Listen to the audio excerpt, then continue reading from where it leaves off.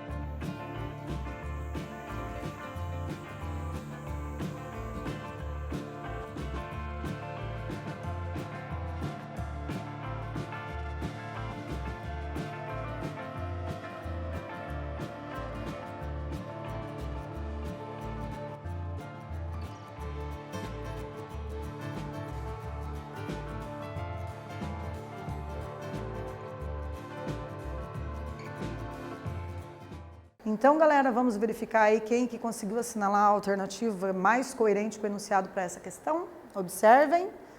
A alternativa certa é a letra A, né? Parabéns para quem tentou, né, e acertou, e quem não acertou também parabéns, porque agora a gente vai retomar cada alternativa para tentar se lembrar, né, de quais são essas figuras de linguagem e por que que a alternativa certa é a letra A.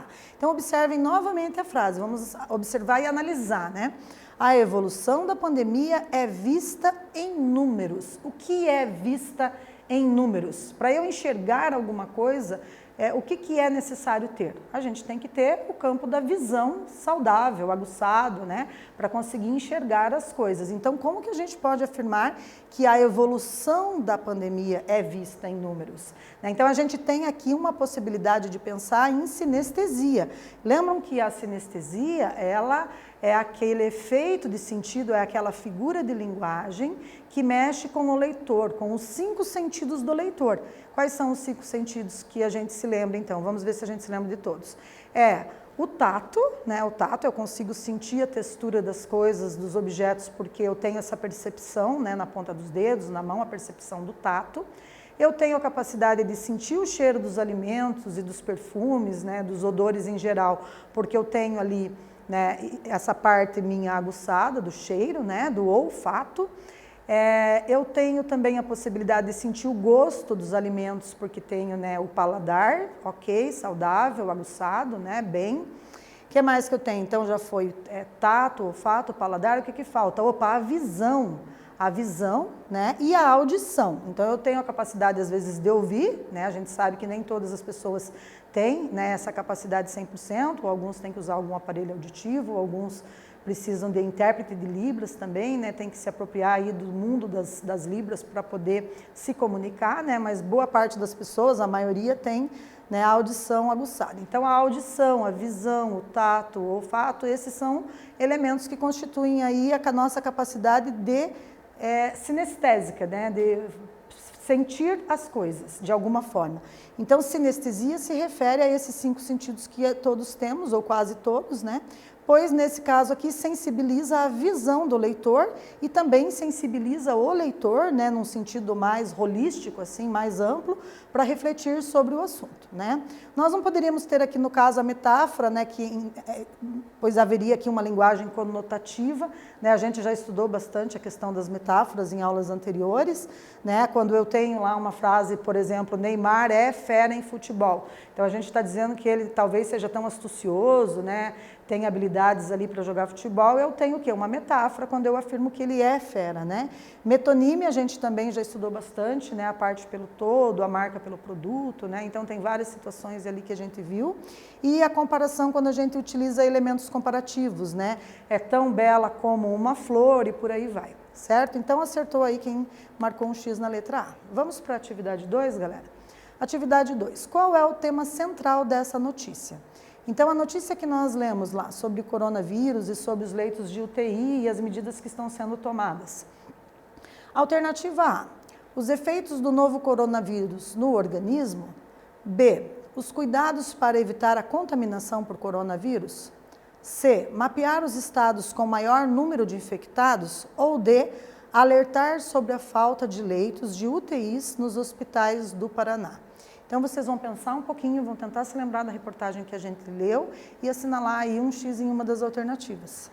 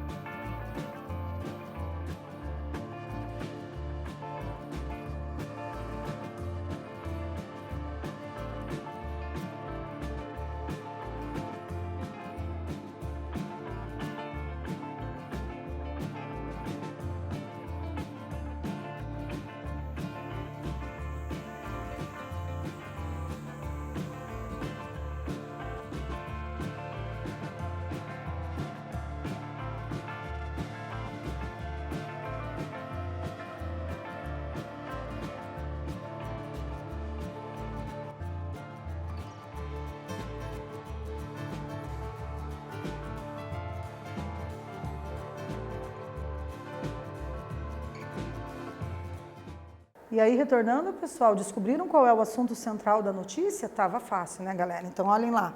Alertar sobre a falta de leitos de UTIs nos hospitais do Paraná. Né? Então, a falta de leitos, de locais ali onde ficam internadas as pessoas que estão em casos considerados mais graves, né, quando são acometidas, contaminadas, né, pelo novo coronavírus.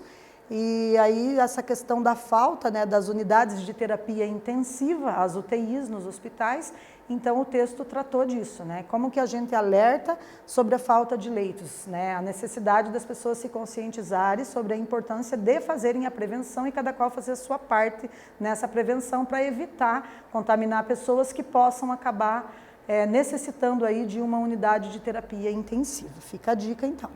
Vamos para o exercício 3, galera? Observem aqui agora comigo o enunciado. Identifique e copie o subtítulo lead dessa notícia. Com UTIs do SUS para a Covid-19 lotadas em 3 hospitais, Curitiba suspende cirurgias eletivas. De acordo com a secretária municipal de saúde, Márcia Russulac, medida foi tomada para evitar que paciente com coronavírus fique sem assistência. Com a alta de casos diários de Covid-19 e o aumento na lotação de UTIs do SUS para pacientes com a doença, a Prefeitura de Curitiba suspendeu, nesta terça-feira, dia 17, a realização de cirurgias eletivas nos hospitais da cidade.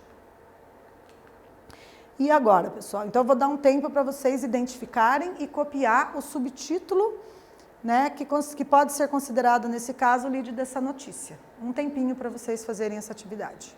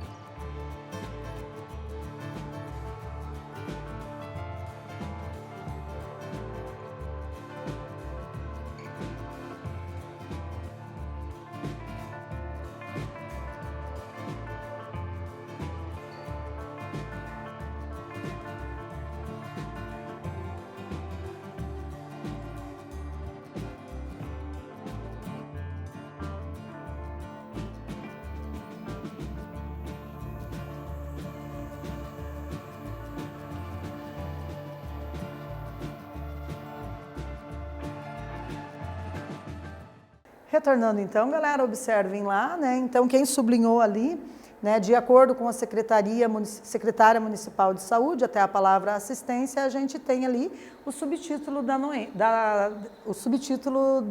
dessa notícia.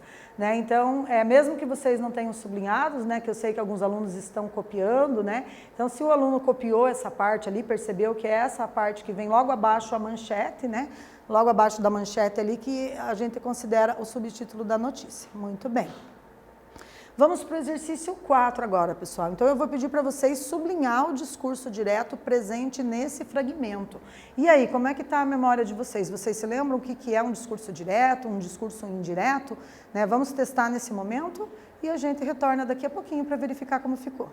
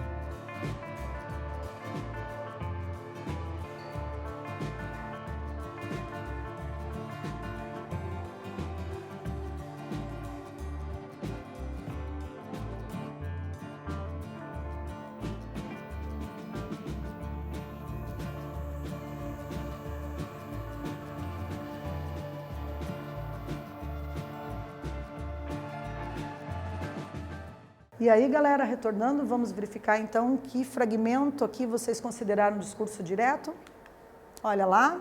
Fácil de identificar, pessoal? Como que a gente faz para identificar a citação, o discurso direto, ou seja, a transcrição da fala literal ali de alguém, né, dentro de um texto? Duas possibilidades. A gente tem estudado isso já, né? Ou a gente coloca lá 2 pontos, na outra linha, parágrafo e travessão. Né? A minha mãe disse, 2 pontos, na outra linha, parágrafo e travessão. Querido, vírgula, assista às aulas de língua portuguesa e faça os exercícios. Ponto de exclamação por indicar uma ordem, né?